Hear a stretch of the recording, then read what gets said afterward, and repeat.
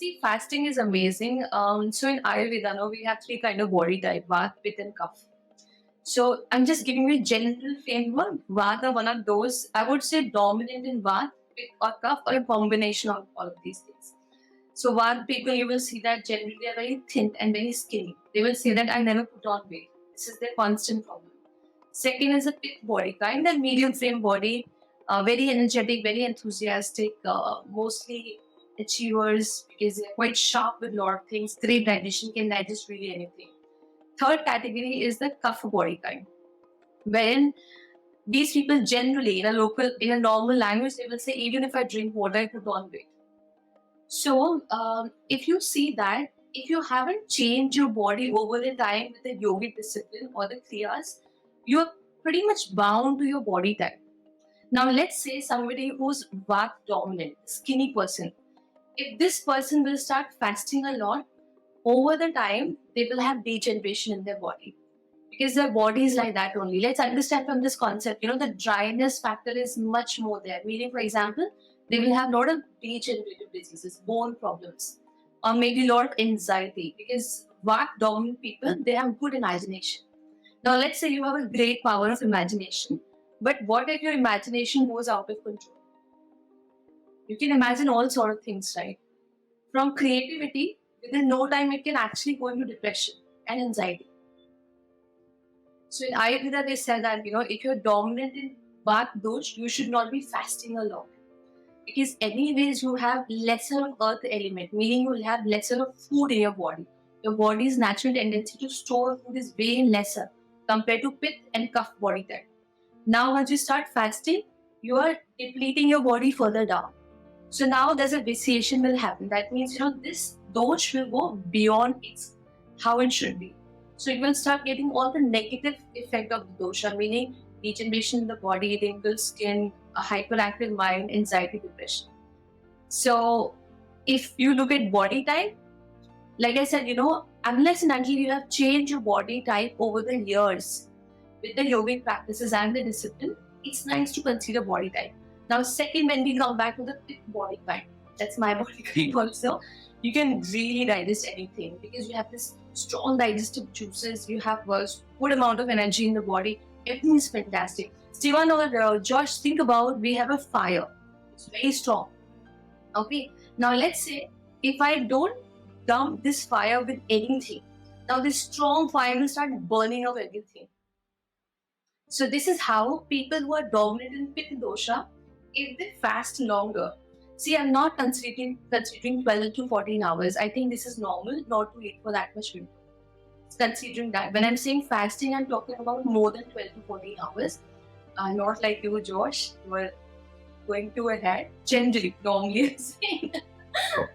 Normally. So when people know, yeah, I'm just wondering like how are you fasting later? I'll take the tips from you.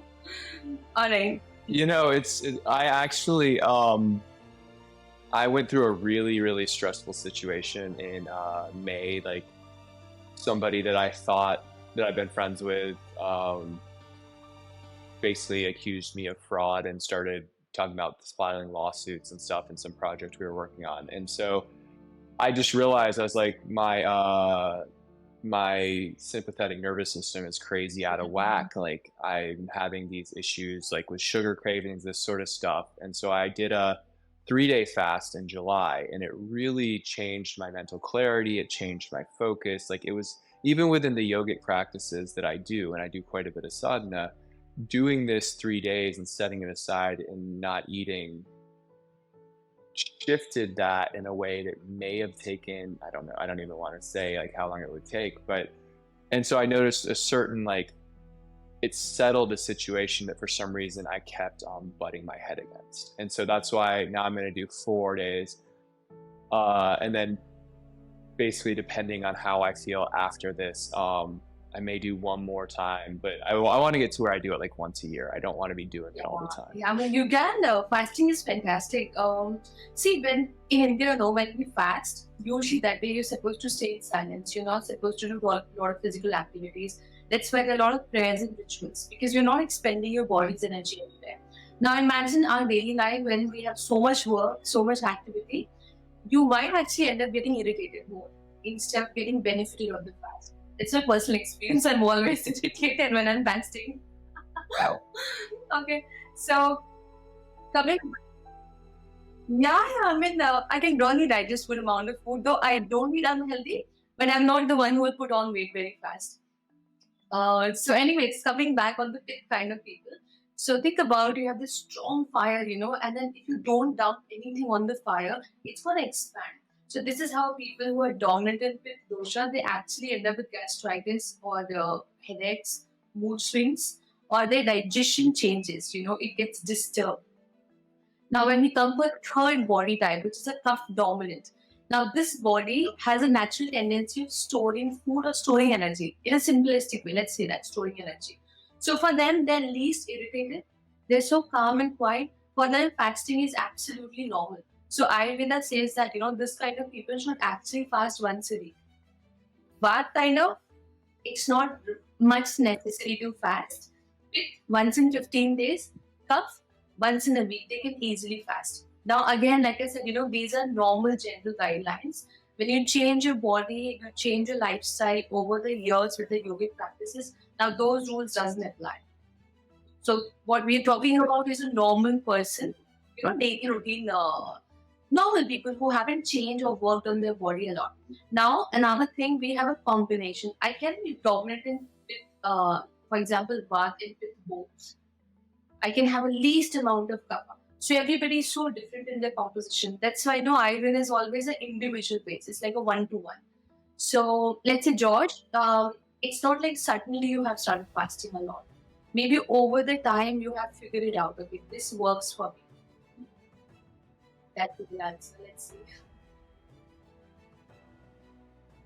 Absolutely. And like I have done Ekadesi fasting where I go to 24 hours and I don't even drink the kanji or anything in the mornings. I've done that quite a bit. And then, I slowly built into it where I do like 36 hours and then 48 hours and these sorts of things. But I definitely notice it's interesting because like last night I was kind of grumpy and hungry and not wanting to go one more day. But then I was like, do your sadhana. If you really feel like eating, eat. And I ate, or I'm sorry, I didn't eat. I did my sadhana. I did my sadhana and I was like, oh, I can just sleep and make it, 24 more hours. It's not a big deal. So noticing the way the practices affect the system and build a certain stability within the system where it's like, I don't have food, I don't have nourishment coming in, but some reason, somehow I'm still okay. Wow, that's awesome. I'm just wondering like how, but I think there's another thing what I noticed with myself and with the patients also. The more you identify the food and flavor, it's so difficult to fast. If you have like a kind of a little bit detachment with the taste, you're not a taste driven person. Then it's easy for you to fast. Generally, even to put people on a healthy, normal diet, what we think dieting, it's not dieting, it's a normal way of eating. If I want to put people back to normal way of eating, it becomes so difficult for them. One common thing I get, maybe Josh, you can understand with that, it's so boring. When people say that, when they eat real food, they say it's so boring. I need more variety.